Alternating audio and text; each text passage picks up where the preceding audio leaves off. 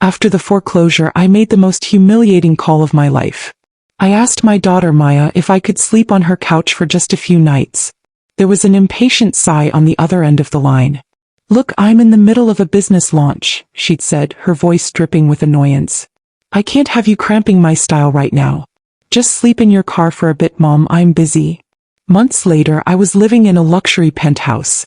Then Maya and her husband showed up with moving boxes, their faces greedy and triumphant. "This place is amazing," they'd said. "It's perfect for our business." I just smiled. They had no idea I had the perfect luxury house already picked out for them.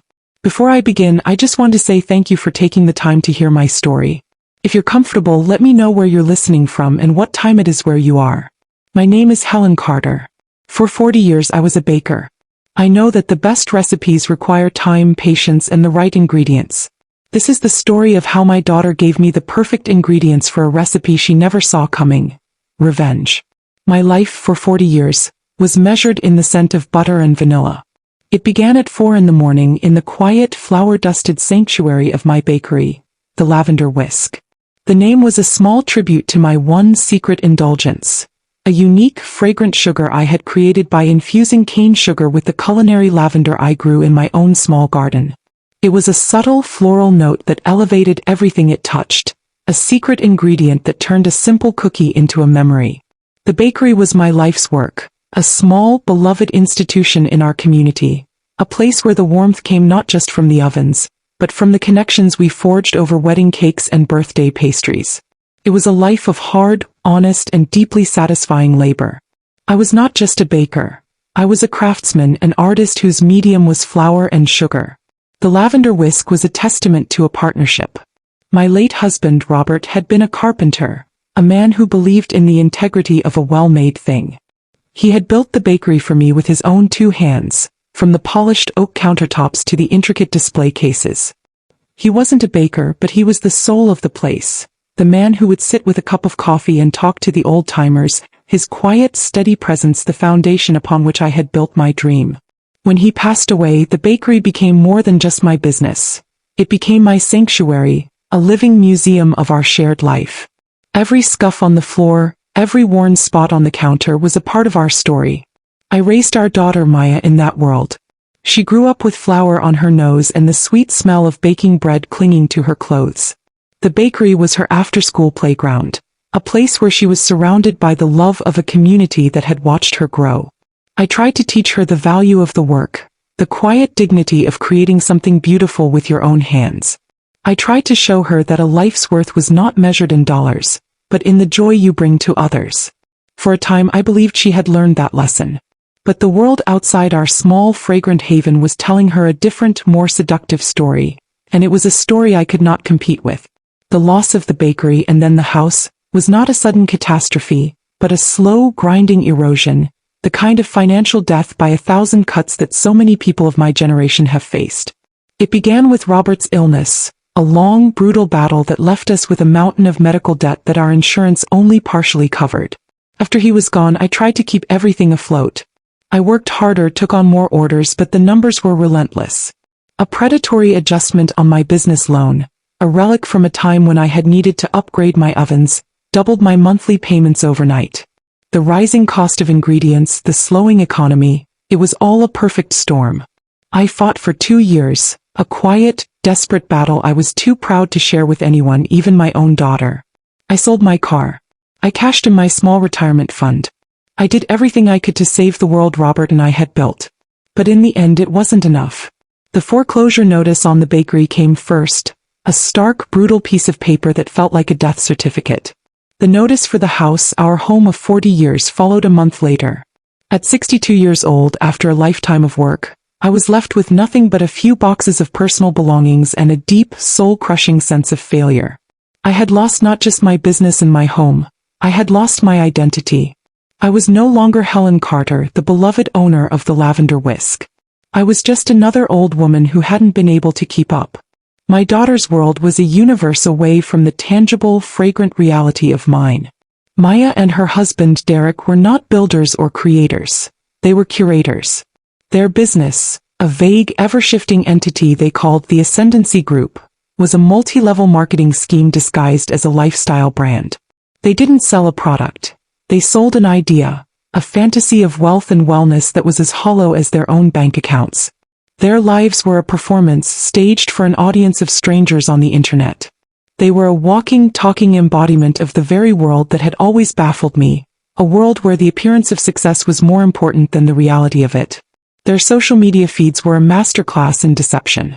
There were pictures of them clinking champagne glasses on borrowed boats, of them posing in front of luxury cars they had rented for the afternoon, of them attending exclusive events for which they had bought the cheapest possible tickets just to get a photo at the entrance. Their captions were a dizzying word salad of buzzwords: manifesting abundance, leveraging our synergy, living our most authentic, empowered lives. It was all a lie, a beautiful, filtered, and deeply fragile house of cards built on a foundation of credit card debt and a desperate, gnawing insecurity. I knew the truth, of course. I was the one who would get the quiet, panicked phone calls late at night, the calls where the talk of synergy and abundance was replaced by a desperate, whining plea for a small loan to cover their rent or a car payment. I would always give it to them, my heart aching for the children who were so lost, so disconnected from reality. I saw their obsession with image not as a moral failing, but as a symptom of a deeper fear, a fear of being ordinary, a fear they had inherited from a world that celebrated the fake over the real. My bakery, my life's work, was a source of profound and constant embarrassment for them. To Maya, the Lavender Whisk was not a beloved community institution, a testament to 40 years of hard work. It was a cutesy little hobby, a small-time operation that was dragging down her own carefully constructed brand. She hated the smell of the bakery when it clung to my clothes. She hated the flour that was permanently embedded in the lines of my hands. She saw my work not as a source of pride, but as a stain of blue-collar shame she was constantly trying to wash away. Derek was even worse. He was the slick, fast-talking frontman of their fraudulent enterprise, a man who could speak for an hour without saying a single genuine thing. He saw me as a relic, a sweet but simple old woman who didn't understand the new economy. He would explain his business to me with a slow, patronizing patience as if I were a child. "You see, Helen," he'd say, his voice a smooth, condescending purr, "in the old model you trade time for money. In our model we build a downstream of passive income. It's about working smarter, not harder." Working harder was all I had ever known. And the fruits of that hard work, the very money that had paid for Maya's college education, for her first car, for the down payment on her first apartment, were now being dismissed as the product of an outdated, unsophisticated model. They were ashamed of the very foundation upon which they stood. Their cruelty was not always overt. It was often cloaked in the language of concern, of modern wisdom. They would urge me to sell the bakery, to cash out and enjoy my golden years. They weren't thinking of my happiness, they were thinking of their inheritance. They saw my life's work not as my legacy but as their future liquidity. They were just waiting for me to get old, to fade away so they could sell off the cutesy little hobby and use the money to fund their next great fantasy of success. They were so obsessed with their phony brand, so lost in their world of filters and hashtags, that they had become completely blind to the real, tangible value of the world I had built. They saw a small, old-fashioned bakery. They had no idea that the secret recipe that was the heart of that bakery, the lavender sugar I had created and perfected over 40 years, was a unique and spectacularly valuable piece of intellectual property. They were about to learn that in the new economy they so admired, a good idea, a unique brand, was worth more than all the borrowed boats and rented luxury cars in the world. And the woman they had dismissed as a simple, old-fashioned baker was about to become the CEO of a brand they could only dream of. The phone call was the single most humiliating moment of my entire life. I was sitting in my car, a 2010 sedan that now held every single one of my worldly possessions, parked in the far corner of a supermarket parking lot. The sun was setting, painting the sky in brilliant, mocking shades of orange and pink. I had just spent the last of my cash on a cup of coffee and a sandwich, a meal I had eaten in my driver's seat while watching other luckier people push shopping carts filled with the comforting, ordinary stuff of life. I was 62 years old and I was homeless. My pride, the quiet, stubborn pride that had kept me from asking for help for 2 long years, was gone, burned away by the cold, hard reality of my situation. I had nowhere else to go. I took a deep, shaky breath and I made the call. Maya answered on the 3rd ring, her voice a sharp, impatient bark. Hello. I'm in the middle of something. Hiya, sweetie. I began, my own voice sounding thin and reedy, a stranger's voice. It's Mom. There was a long, heavy sigh on the other end of the line, a sound of pure, unadulterated annoyance. It was the sound a person makes when a telemarketer calls during dinner. Mom, I'm super busy right now. Derek and I are in the middle of a major product launch. What's up? I closed my eyes, the humiliation a hot, bitter wave in the back of my throat. I need your help, Maya. I stammered. The house. I lost the house. The bank took it today. The silence that followed was not the silence of shock or of sympathy or of concern. It was the cold, dead silence of a person who was rapidly calculating how this new, inconvenient piece of information was going to affect them. Oh, she finally said, the single word flat, empty, utterly devoid of emotion. Wow. That's rough. I have nowhere to go, I whispered, the words a final, desperate surrender of my pride. I was wondering, just for a few nights until I can figure things out, could I please sleep on your couch? Another sigh, this one even more impatient, more put upon than the first. Ugh, Mom, seriously? Tonight? The timing is just like the worst it could possibly be. We have investors coming over tomorrow. We have to prep. The apartment has to be perfect. It's all about the aesthetic, you know? It has to look like a success story. I could hear Derek's voice in the background, a low, angry murmur. What is it? Is it your mom again? Tell her you're busy. I know, Maya hissed back at him, and then her voice was back on the phone, a sharp, brittle weapon. Look, she said, her tone that of a person trying to solve a deeply annoying logistical problem. I can't have you cramping my style right now. The launch is everything. My entire brand is on the line. I can't have you here looking all sad. It's bad for the vibe. The cruelty of it, the sheer breathtaking selfishness stole the air from my lungs. I was not her mother, a human being in the midst of a devastating personal crisis. I was a vibe killer. I was a threat to her aesthetic. So, what am I supposed to do? I asked, my voice a barely audible whisper. And then came the words that would echo in my mind for months. The words that would sever the last, final, and most resilient thread of my maternal love. I don't know, Mom, she said, her voice a wave of pure, dismissive annoyance. Figure it out. Rent a motel room. Call Uncle Kevin. Just sleep in your car for a bit. I'm busy. And then she hung up. I sat there in the deepening twilight of the parking lot, the dead phone still pressed to my ear, and I felt a coldness spread through me that had nothing to do with the evening air. It was the coldness of a final, absolute, and irreversible truth. My daughter did not love me. My daughter did not respect me. My daughter, in my moment of greatest need, had looked at my pain, my desperation, my homelessness, and she had seen nothing but an inconvenience. She had told her own mother to sleep in a car. The pain was so immense, so total that it was beyond tears. It was a quiet, internal implosion, a collapsing of the very foundation of my world.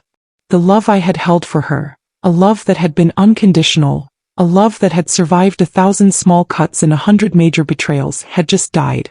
It had been murdered on a Tuesday evening in a supermarket parking lot, by a single, casual, and unforgivably cruel sentence. I did not sleep in my car that night. I called my nephew Kevin, the son of my late sister, a good, kind, and decent young man who had always treated me with a love and respect his own cousin seemed incapable of. When I told him what had happened, he was silent for a moment, and then he said, his voice thick with a quiet, controlled fury, "Stay right where you are, Aunt Helen. I'm coming to get you." He did not see me as a vibe killer. He saw me as his family. And he took me in without a moment's hesitation. The betrayal had been delivered. But my story, the story of my comeback, was, unbeknownst to me, just about to begin. My comeback did not begin with a bang, but with a quiet, hesitant phone call from a stranger. I had been living on my nephew Kevin's couch for 3 weeks, a ghost in his small, tidy apartment, when he handed me the phone one evening. "It's for you, Aunt Helen," he said, his expression a mixture of confusion and curiosity. "Some lawyer from a big corporation in Seattle." I took the phone, my heart a nervous flutter. The voice on the other end was smooth, professional, and belonged to a woman who introduced herself as being from the legal department of a massive, global coffee corporation, a company whose ubiquitous green logo was on every street corner in America. She said they were calling about my former business, the Lavender Whisk. She explained that a team from their product development division had visited my bakery over a year ago, on a scouting trip for new artisanal flavor profiles. They had been, she said, extremely impressed with my lavender-infused sugar. They had been trying to replicate it in their own labs for months and had failed. My recipe, she explained, was unique, and they wanted to buy it. They made me an offer, a number that seemed to a woman who was currently sleeping on her nephew's couch, like an impossible life-changing fortune. They offered me $50,000 for the exclusive, perpetual rights to my recipe and the Lavender Whisk brand name. My first instinct was to say yes. To scream yes. $50,000 was a lifeline. It was a security deposit on an apartment. It was a used car. It was a future. But something, a small, stubborn flicker of the businesswoman I had been for 40 years, held me back. Can I have some time to think about it? I asked, my voice a surprising, steady calm. The moment I hung up the phone, I turned to Kevin. He was a financial analyst, a sharp, savvy young man who understood the world of corporate deals in a way I never had. I told him about the offer. He listened, his expression growing more and more intense. When I was finished, he didn't look excited. He looked angry.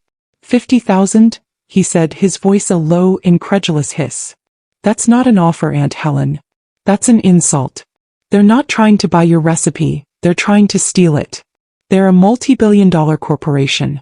They're lowballing you because they think you're a desperate old woman who doesn't know any better. He was right. And the realization sent a jolt of my old, forgotten confidence through me. I was not a desperate old woman. I was Helen Carter.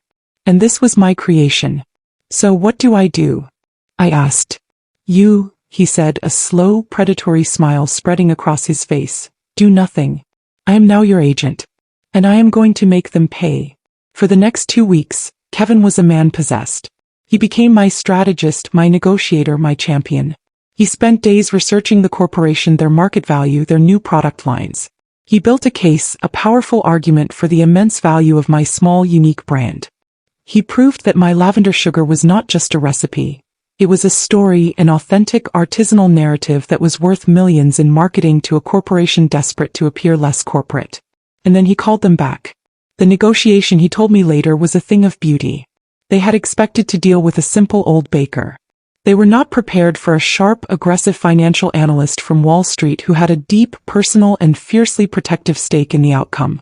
He rejected their offer of $2 million for a simple buyout. He told them that his client was not interested in just cash. She was interested in a partnership. She was interested in a role. She was interested in respect. And so he crafted a deal, a brilliant, multi-layered masterpiece of a contract that was beyond anything I could have ever dreamed of. When he finally presented me with the final offer, my hands were shaking so badly I could barely hold the papers. It was not a buyout. It was a coronation. The corporation agreed to a $500,000 signing bonus, a tax-free payment that would be wired to my account immediately. But that was just the beginning. They were not just buying my recipe, they were hiring me. I, Helen Carter, the woman who had just been sleeping on her nephew's couch, was to be their new head of artisanal recipe development. It was a real, powerful, and incredibly prestigious title. I would be given a generous monthly salary, a full benefits package, and my own corner office at their regional headquarters. My job would be to do the one thing I loved most in the world. Create.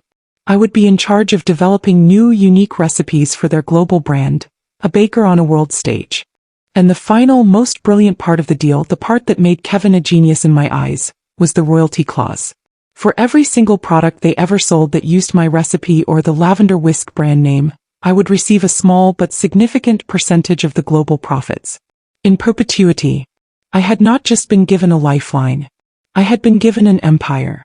An empire built on the very thing my daughter had been so ashamed of, my small, silly, and now spectacularly valuable bakery. I signed the contract, my heart a wild, triumphant drum in my chest. The comeback was complete. The revenge was just beginning. My new life began with an apartment. It was not the small, sensible one-bedroom place I had been dreaming of just a few months earlier. It was a penthouse. A spectacular, sprawling, sun-drenched space on the top floor of the city's newest, most exclusive luxury high-rise. It had floor-to-ceiling windows with a panoramic, breathtaking view of the entire city skyline. It had a kitchen that was a chef's dream, a gleaming state-of-the-art laboratory where I could once again practice my art, not for profit, but for the sheer, unadulterated joy of it. The $500,000 signing bonus had been more than enough to secure it, to furnish it with a quiet, elegant taste that was a universe away from my daughter's gaudy, performative luxury, and to leave me with a financial cushion so comfortable, so absolute, that I knew I would never, ever have to feel the cold, gnawing fear of homelessness again. My new job was a revelation. I was no longer a small business owner, weighed down by the endless stress of payroll and inventory. I was a creator, an artist, a respected executive whose only job was to dream. I would spend my days in a beautiful, light-filled test kitchen, surrounded by a team of bright, eager young bakers who hung on my every word. I would experiment with new flavors, new techniques, new ideas. I was being paid a fortune to do the one thing I loved most in the world. And I was good at it. My first creation for the company, a simple but elegant lavender-infused shortbread cookie, was an instant, global sensation. The royalty checks began to arrive, and the numbers on them were so large, so astronomical, that they seemed like a misprint. I was not just solvent, I was wealthy. I was not just secure, I was powerful. The quiet, unassuming baker, the woman who had been dismissed, disrespected, and discarded, was now a person of substance, a person of influence. And I found that I wore my new life, my new power, with a quiet, comfortable ease. It was not the money that changed me. It was the absence of fear. It was the freedom, the profound, exhilarating freedom, to be the woman I had always been, but without the constant, grinding weight of financial worry. I did not flaunt my new wealth. I did not buy a fancy car or a wardrobe of designer clothes. I lived a life of quiet, elegant comfort. I reconnected with old friends. I traveled. I donated generously to the community food bank that had, for a few terrifying weeks, been my only source of a hot meal. I was building a new life, a life of purpose, of peace, of quiet, personal satisfaction. But there was one final piece of unfinished business. One last, necessary ingredient in the recipe of my new life. My daughter. I had not spoken to her since that fateful, brutal phone call. I knew through Kevin that she was aware of my change in fortune. The news of the local baker who struck it rich had been a small human interest story in the local paper. I knew that she was watching, that she was waiting. And I knew that, sooner or later, the vultures would come to circle. I was just waiting for them to make the first move. The wait, as it turned out, was not long. The vultures arrived on a Tuesday afternoon, unannounced and uninvited. I was in my beautiful sun-drenched living room, reading a book and enjoying a cup of tea, when my doorman called up to announce that a Ms. Maya Carter-Jones and her husband were in the lobby, demanding to be let up. I smiled, a small, cold, and deeply satisfied smile. The final act was about to begin. I told the doorman to send them up. I took a slow, deliberate sip of my tea and I waited. They strode into my apartment not with the shame of a daughter who had told her mother to sleep in a car, but with the proprietary air of a conquering hero returning to claim her spoils. Maya's eyes, wide and rapacious, swept across the room, not seeing the quiet elegance, but cataloging the monetary value. Derek followed in her wake, a smug, self-satisfied smirk on his face. "Mom," Maya cried, her voice a symphony of the most audacious, most transparently false affection I have ever heard. She rushed forward and enveloped me in a hug that was all sharp angles and expensive perfume. "Oh my God, this place is amazing. We are so proud of you. We knew you always had it in you." The lie was so breathtaking, so utterly devoid of shame, that it was almost a work of art. Derek clapped me on the shoulder, a gesture of forced man-to-man familiarity. "Helen," he said, his voice a low, conspiratorial boom. "You are a legend. An absolute legend. We've been telling everyone that you were the secret genius behind that whole operation. A true visionary." They were not here to apologize. They were here to claim credit, to rewrite history, to position themselves as the proud, supportive family who had been there all along. They were here to get their cut. They spent the next hour on a self-guided tour of my apartment, their voices a constant, covetous murmur. "Look at this view, honey. Can you imagine the parties we could throw here? Derek, this kitchen. It's bigger than our entire apartment. The content we could create in here would be insane." They were not seeing my home. They were seeing their new headquarters. Finally, after they had appraised every stick of furniture and calculated the value of every square foot, They sat down on my beautiful cream-colored sofa, their faces alight with a shared, greedy purpose. The performance was over. It was time for the pitch. The pitch, when it came, was a masterpiece of entitled, narcissistic, and deeply delusional thinking.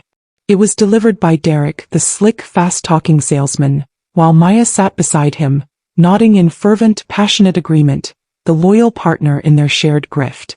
"Helen," Derek began, leaning forward, his elbows on his knees, his expression a careful mask of serious, businesslike purpose. "Maya and I have been doing a lot of thinking. About your success. About our brand. And we've realized that this is a moment of incredible synergy. A real opportunity for a paradigm shift." He spoke in the meaningless, jargon-filled language of their fraudulent world. A language designed to intimidate and confuse, to make a simple, greedy demand sound like a sophisticated business proposal. "The Ascendancy Group," he continued, "is at a tipping point. We are poised for exponential growth. But we've been held back by our infrastructure. By our aesthetic. We need a headquarters that reflects the level of success we are manifesting. We need a space that tells a story of abundance, of empowerment." He paused, letting the weight of his meaningless words fill the room. And then he delivered the punchline. "We want to move our business operations here," he said, his voice a low, reasonable, and utterly audacious murmur. "We want to make this apartment the new global headquarters for the Ascendancy Group." Maya jumped in, her voice a breathless, excited rush. "It would be perfect, Mom. We could host our recruitment seminars here in this living room. We could do our live streams from that incredible kitchen. We could use the guest room as our office. It would be a partnership. Your success story would become our success story. It would be the ultimate mother-daughter collaboration." I stared at them, my expression a placid, unreadable mask. They were not asking to move in with me. They were not asking for a handout. They were, in their own spectacularly arrogant way, proposing a hostile takeover of my home, of my life. They wanted to turn my sanctuary into a stage set for their cheap, tawdry performance. They wanted to take my hard-won success and use it as a backdrop for their own fraudulent brand. They saw the look on my face, and they mistook my stunned, silent rage for hesitation, for the weak-willed uncertainty of the simple old woman they believed me to be. "Look, Mom," Maya said, her voice softening into a tone of gentle, loving manipulation, the voice she used when she wanted something from me. "I know what you're thinking. But this isn't about us taking over. It's about us helping you. You're all alone in this big place. You need family around you. We could be here every day to support you, to help you manage all this. We could be a team." "She's right, Helen," Derek added, his voice a smooth, reassuring balm. "This isn't just a home. It's an asset. And we can help you leverage it. We can turn this space into a money-making machine for all of us." They were so lost in their own greed, so convinced of their own cleverness, that they had no idea what they had just done. They had not just insulted me. They had not just disrespected me. They had just, with their own greedy and beautifully stupid words, handed me the perfect, custom-built and exquisitely petty weapon for my revenge. An idea, a glorious, theatrical and deeply satisfying idea, began to form in my mind. I let a slow, thoughtful smile spread across my face. I looked at them, my eyes shining with a fake, dawning excitement. "You know what?" I said, my voice a soft, conspiratorial whisper. "You're right. This is a brilliant idea. A partnership. A family business." The look of relief and triumph that washed over their faces was a thing of beauty. They had done it. They had won. "But," I added, holding up a single finger, "I have an even better idea." I let a long, dramatic silence hang in the air, watching as my daughter and her husband leaned forward, their faces alight with a greedy, triumphant anticipation. They thought they had won. They thought they had successfully manipulated their simple old mother into handing over the keys to her kingdom. They had no idea that I was about to lead them with a sweet maternal smile, directly into the most beautiful, most satisfying and most exquisitely petty trap I could have ever imagined. "You're right," I said, my voice a soft, conspiratorial whisper that drew them in. "This apartment is a wonderful asset. But it's my home. It's my sanctuary. And your vision, your brand, it's too big for this space. It's too important. You don't need to be a tenant in my home. You need your own headquarters. A dedicated space. A place that screams success, that embodies the very essence of the Ascendancy Group." Their eyes, which had been shining with a greedy excitement, now widened with a dawning, disbelieving awe. They were no longer just getting access to my apartment. They were about to get a whole new property. I've been thinking a lot lately, I continued, my voice a perfect imitation of a lonely, generous and slightly dotty old mother. About my legacy. About family. And you are my only family. Your success is my success. And I want to invest in it. I want to invest in you. I stood up and walked over to the massive floor-to-ceiling windows, my back to them, looking out at the glittering city skyline. It was a theatrical gesture, designed to build the suspense, to let their greedy imaginations run wild. So here is what I am going to do, I said, turning back to face them, my face a mask of serene maternal generosity. I am going to buy you a house. A luxury house. A dedicated, standalone property that you can use as the official, global headquarters for your business. A place you can be proud of. A place that will show the world just how successful you are. The silence in the room was absolute, broken only by the sound of two minds and two hearts, completely and totally exploding with the sheer, unadulterated joy of an unearned, unexpected and unbelievably large jackpot. Maya was the first to speak, her voice a strangled, tearful squeak. A house. Mom, are you serious? A whole house. Of course I'm serious, sweetie, I said, my smile warm and loving. Nothing is too good for my daughter. For my family. Derek was on his feet, his face flushed with a triumphant, incredulous red. He looked like a man who had just won the lottery, a lottery he hadn't even known he was playing. Helen, he boomed, his voice thick with a fake emotional gratitude. I don't know what to say. This is a game changer. This is everything we've been working for. They were in a state of pure ecstatic delirium. They rushed forward, enveloping me in a hug that was, for the first time, almost genuine in its intensity. It was the hug of two people who had just been handed their wildest dreams on a silver platter. They were no longer just going to look successful. They were going to be successful all on my dime. I have the perfect place in mind too, I said, my voice a low, conspiratorial murmur as I gently extricated myself from their grasp. It's in the most exclusive part of the city. It's brand new. Custom built. The absolute height of luxury. It's perfect for you. When can we see it? Maya asked, her voice a breathless, excited rush. Soon, I said, my smile never wavering. I'm finalizing the details now. I want it to be a surprise. I'm going to host a small party, a little unveiling to celebrate your new headquarters and to hand over the keys. Just a few of us. You, me, Derek, my nephew Kevin and my lawyer Patricia. A family affair. They agreed, their heads nodding in a dizzy, happy-go-lucky daze. They were so lost in their vision of a new luxurious mansion, so blinded by their own spectacular unearned good fortune, that they did not see the cold, hard and deeply predatory glint in my eye. They did not question why my lawyer needed to be there. They did not question any of it. They were fools and their greed had made them deaf, dumb and blind. They left my apartment that day walking on air, their minds already redecorating their new mansion, planning their new spectacular life. They thought they were on the verge of their greatest triumph. They had no idea they were just a few short days away from their final and most public humiliation. The bait had been taken. The trap was set.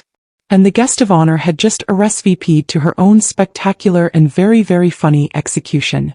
The day of the unveiling was a perfect, sun-drenched Saturday.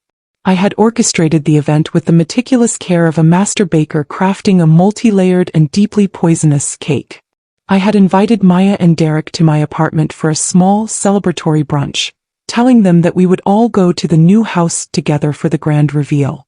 They arrived dressed for the occasion, or rather for the occasion as they had imagined it. Maya was wearing a ridiculously expensive all-white pantsuit, an outfit designed for posing in front of a marble staircase, not for a casual family brunch. Derek was in a tailored blazer and designer jeans, his hair slicked back, a look of profound, smug satisfaction on his face. They looked like the cover of a magazine for aspiring con artists. My other guests were already there. My nephew Kevin, who was in on the entire glorious scheme, was trying and failing to suppress a grin. And my best friend and lawyer Patricia Bell, who was a woman who appreciated a well-executed legal maneuver as much as I appreciated a perfectly baked pastry, was radiating an aura of calm, lethal, and deeply satisfied amusement. Maya and Derek, in their blissful, arrogant ignorance, saw only their adoring family, gathered to celebrate their magnificent success. They were gracious, magnanimous, the benevolent new king and queen of the Carter family fortune. After a brief, tense brunch, during which Maya and Derek talked incessantly about their branding strategy for the new headquarters, I stood up and clapped my hands together with a theatrical, festive air. "Well," I said, my voice bright and cheerful, "I think the time has come. Shall we go and see your new luxury house?" Their faces lit up like children on Christmas morning.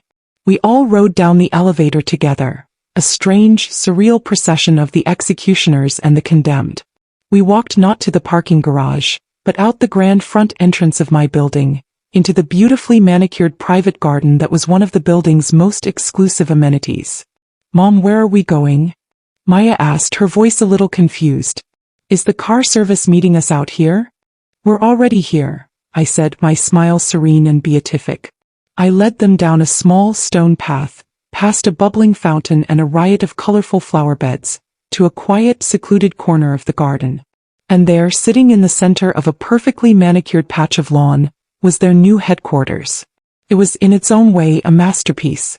It was the most ridiculously opulent, most absurdly luxurious, most spectacularly over-the-top doghouse ever created. It was a perfect miniature replica of a Georgian mansion, a structure of gleaming white wood and custom-made brick, with elegant columns, a real slate-tiled roof and tiny multi-paned windows with real functioning shutters.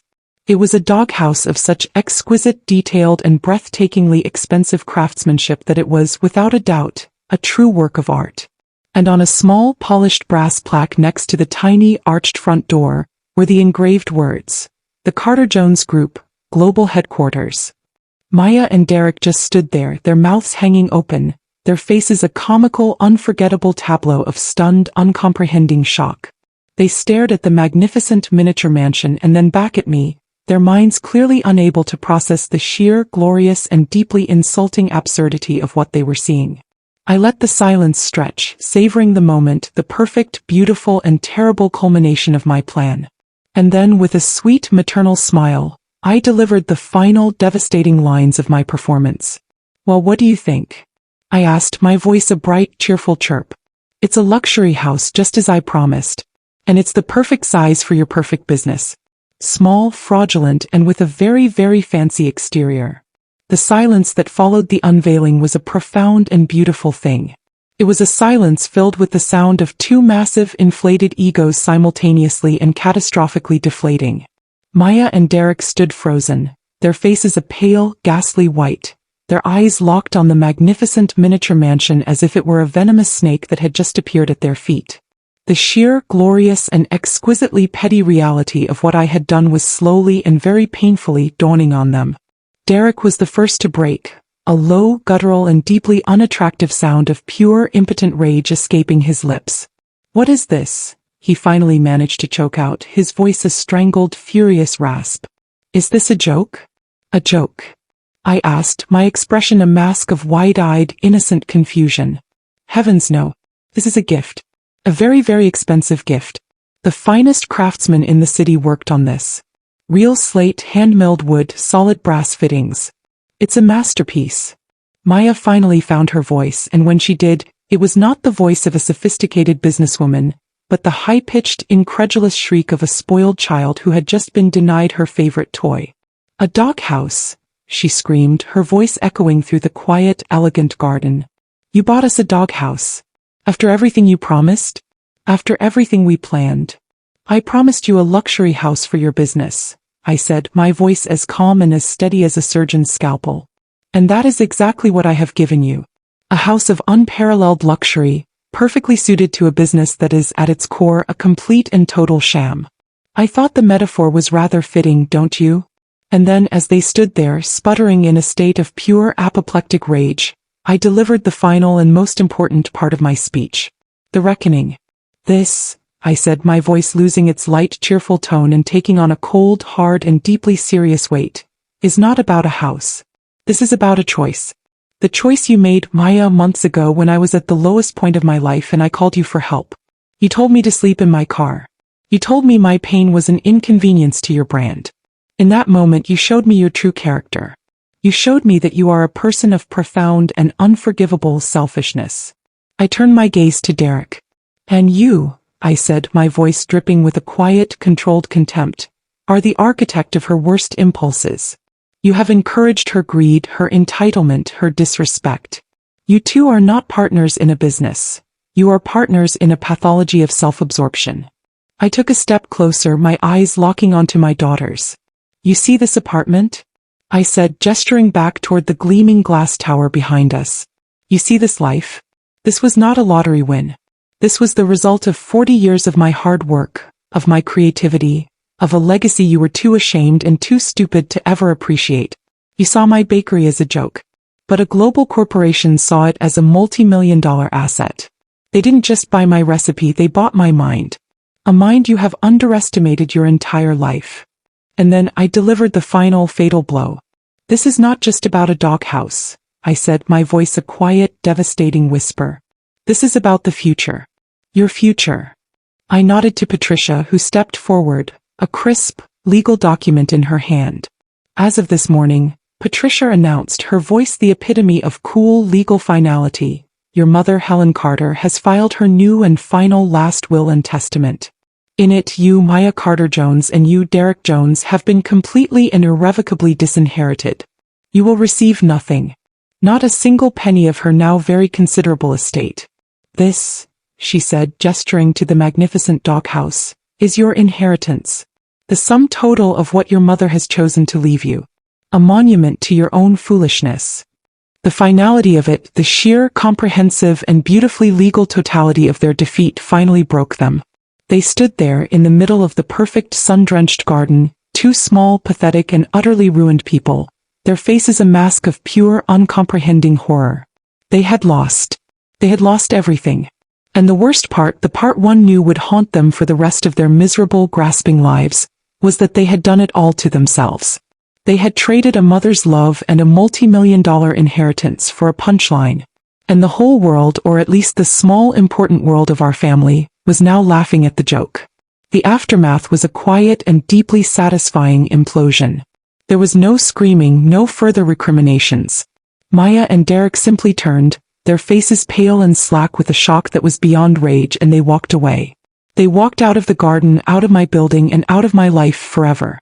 Their phony business, the Ascendancy Group, which had been built on a foundation of credit card debt and the promise of a future windfall from me, collapsed within months. Without the prospect of my money to lure in new recruits, their downstream of passive income, as Derek had so condescendingly called it, dried up into a puddle of dust. They were forced to declare bankruptcy, a public and humiliating admission of the failure they had tried so hard to disguise with their filtered, fraudulent lives.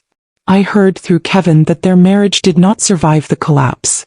It was a partnership built on a shared, greedy dream, and with that dream dead, they had nothing left but a mountain of debt and a shared, bitter resentment.